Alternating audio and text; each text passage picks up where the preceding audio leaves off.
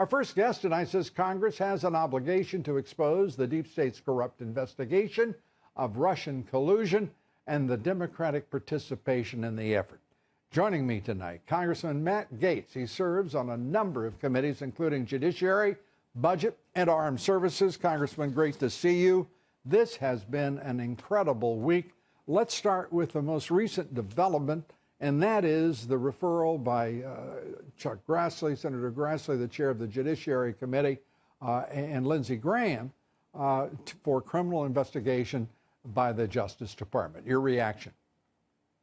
Bravo to Senators Grassley and Graham for highlighting the real crimes by the real criminals in this case. The only evidence we have of collusion with the Russian Federation is the evidence that the Democratic National Committee paid the Fusion GPS company to go pay Russians to tell lies about the duly elected president of the United States. And it is about darn time we made that the central focus of our collusion inquiries. And I'm glad to see that Senators Grassley and Graham understand the importance of the collusion between Russians and Democrats, and that we're able to root that out in the future, Lou.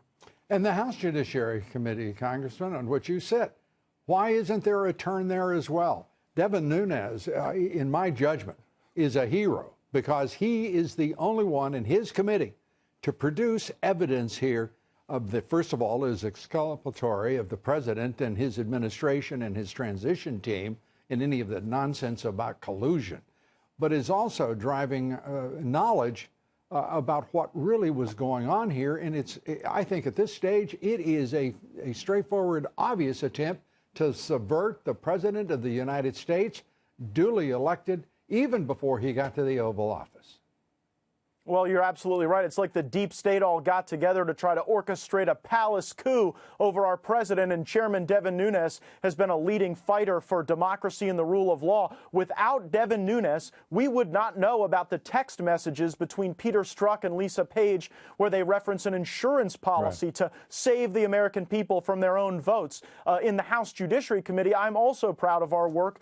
We had an interview of Andrew McCabe under oath, sworn testimony, and within hours of him giving that testimony, he announced his retirement. I think one of the reasons may be the inconsistencies in his very testimony. And so we've got a series of investigations closing in on Hillary Clinton like a noose. You know, Congressman, this has to frustrate you as much as it does any one of us in this country right now, concerned citizens. We have some people running the FBI and the Department of Justice who frankly look like they're the ones who should be behind bars. And we hear about people retiring suddenly, and by March, in the case of McCabe, others are being reassigned, but no one is being told you're fired, you're losing your benefits, taxpayer-funded benefits, and by the way, we're also going to send you to jail.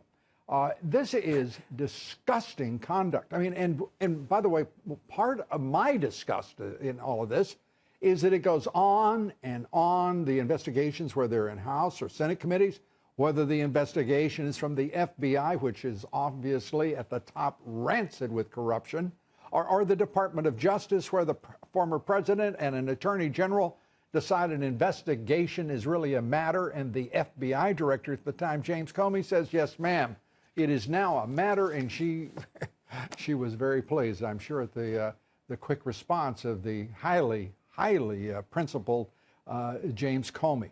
But the rest of the country is sick to their guts that this is our government.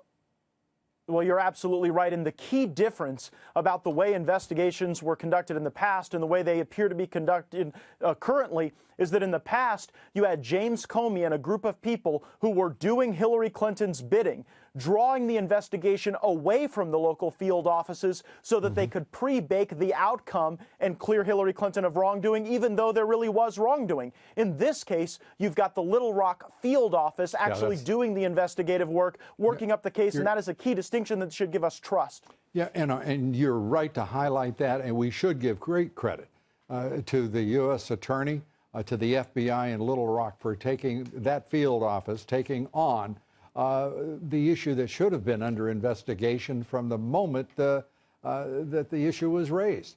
Instead, we had top officials in Washington, all part of the D.C. swamp. You know, people talk about the swamp in that town, Congressman. but to see how pervasive the corruption is and the conspiracy against this government and the subversion of this president, it's overwhelming. And we can't live in a swamp where the biggest alligator is the Department of Justice or the FBI. We've got to ensure that the government works for us and works for democracy and the rule of law. Here you had people literally plotting and planning in the event that Donald Trump were elected president to undermine and disrupt his presidency, and that's why this criminal referral regarding the Fusion GPS dossier is so important. We have to go, but I mean, I'm going to leave this with a question, and we can answer it over the weeks to come. But why in the world, if there was such concern about Russian meddling in our election, why is it that the President of the United States at the time, that is President Obama, didn't demand access to those DNC servers, didn't demand a response from Vladimir Putin and the Russians? And why wasn't he talking to the American people about what had him ostensibly at least upset at Vladimir Putin's interference? It smells to high heaven from every quarter, and there are a lot of questions still to be answered. Are we going to get to resolution in this new year, Congressman, as we wrap it up? Well, we absolutely have to. And when you look at the magnitude of the allegations against Hillary Clinton, right now, we don't have a circumstance where we'll have people at the highest levels of our government clearing the way for her if we are vigilant as a Congress in our oversight. That's why it's so important, the work we're doing, to make sure that we have an equal standard of justice that applies to everyone the same way, Lou. Congressman Matt Gaetz, as always, thanks for being with us, and keep up the good work.